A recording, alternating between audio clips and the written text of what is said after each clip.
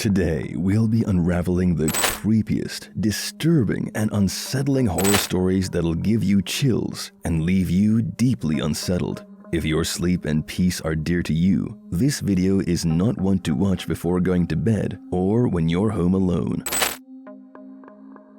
This incident occurred when I was 20, just a couple of years ago when I was a college student working as a babysitter. I used to babysit for a family during the week and occasionally nanny for a wealthier family over the weekends when they went away, leaving their two kids, James and Jessica, in my care. The kids were lovely and their house was extravagant, equipped with a separate guest bedroom where I stayed. The Friday night passed uneventfully as I played with the kids, abiding by their bedtime routines and engaging with their toys. The estate itself was grand, with a vast property featuring a pond, a 3-car garage, and a pool house that was more of an entertainment hub. There was an intercom connecting the pool house to the main home, enabling communication between the two locations. My evenings were usually spent in the pool house, where I would FaceTime friends and watch movies. Like every weekend, this one would too pass by without a hitch, right? However, a routine night took a terrifying turn when I heard noises while in the pool house. Jessica called me on the intercom, frightened by some mysterious sound she heard. I immediately rushed back to the house, reassured her, and went to the kitchen to calm my nerves with some wine. While in the house, I heard a faint noise, possibly a creak in the floor. It unnerved me slightly, but I dismissed it as a regular house sound. Returning to the pool, I was startled by the intercom buzzing again. No one responded when I answered, intensifying my unease. The situation escalated when I spotted an unfamiliar figure at the window of the house. I immediately contacted 911 and saw the man looking back at me. Was he there to harm the kids? I screamed as I looked at a grown man who seemed to notice me and was looking back. The intercom had remained on the entire time. I grabbed my phone and dialed 911, and I was crying into the intercom, screaming into it that I'm calling 911 right now, leave us alone. Everything I said to the cops was basically screamed into the intercom. When I returned to the window, he was no longer at the window in the house. I was inconsolable, crying, and pleading with the 911 operator to hurry up. She kept telling me to relax while bombarding me with questions. How could I relax while the kids could probably be in danger? I continued speaking to the operator as I witnessed the man's disappearance from the window. The situation became more distressing when I heard Jessica's scream through the intercom. She was crying, saying that there was a man in here. Panicking, I urged the children to leave the house and wait with me in the pool house. As the police arrived, I led the kids to safety and witnessed the man's arrest, whose face was horrifying and nightmare-inducing. The parents were promptly notified, and the kids were taken to their aunt's place. I couldn't return to that house, haunted by the events of that night. Would that man ever return back to haunt us again? The next story will scare you off camping forever. Just make sure to subscribe before we dive into this camping horror. At the age of 28, I decided to venture on a solo camping trip in the nearby woodland, accompanied by my faithful beagle, Reggie.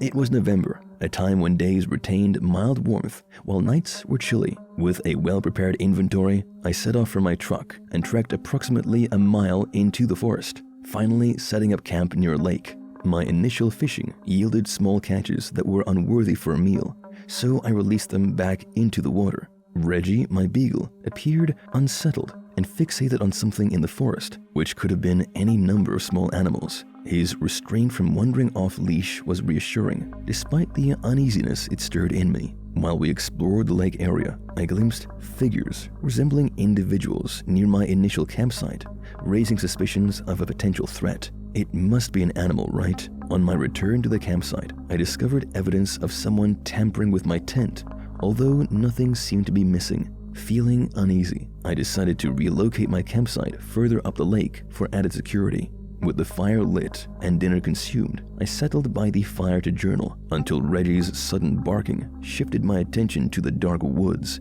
Concerned about any potential nearby individuals, I put off the fire and retreated into the tent. Despite my attempts to read, Reggie's agitation intensified, prompting me to focus on sounds beyond my comprehension. His growling signaled the presence of something outside, whether an animal or a person. which heightened my fear more than the thought of a bear lurking in the darkness. Attempting to calm Reggie, I eventually went to sleep. In hindsight, that was a bad decision. Hours later, I awoke to Reggie growling and an eerie whistling sound coming from outside the tent. The escalating unease tightened my nerves as I became increasingly conscious of someone present near me.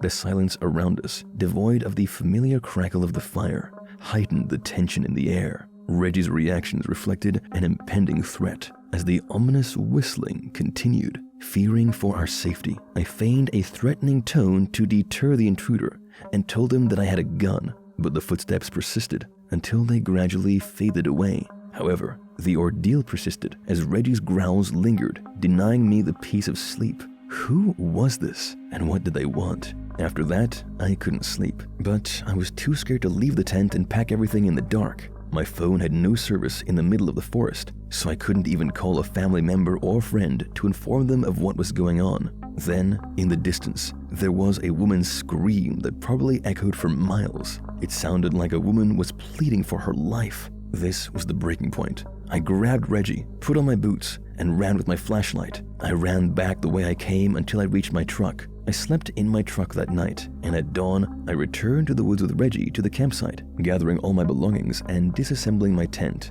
and went straight back home. I still wonder, who was that woman screaming? I was alone one night at home in our split-level house, where my brother and I lived upstairs in a sort of apartment, while our parents lived downstairs. It was a quiet weekend, the rain outside keeping my friends away. So I entertained myself with scary movies in my room, trying out a film I'd never seen before. A craving for a snack took me to the kitchen. While in the pantry, grabbing some crackers, I heard a noise downstairs, which I initially disregarded.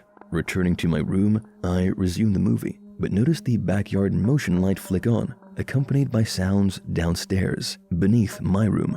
It sounded like the back door closing. The layout of our house allowed me to hear quite clearly from the upper floor. Was it a family member?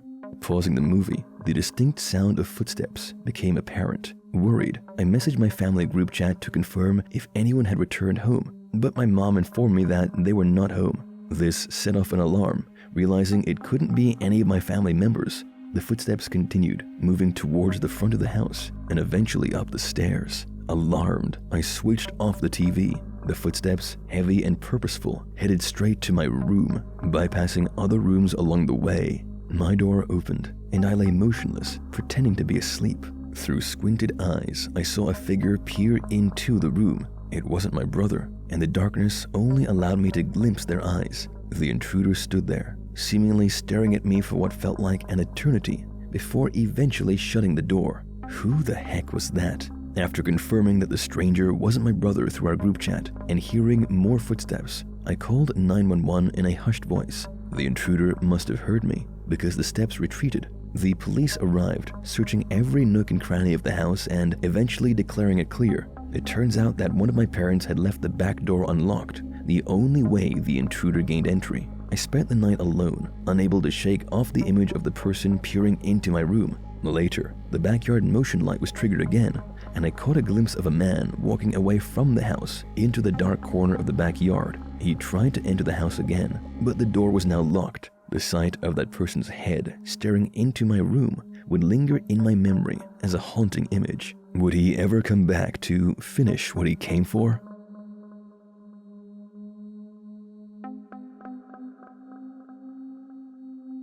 Still craving for more horror and terror? Click here to dive back into another eerie compilation that will give you the creeps.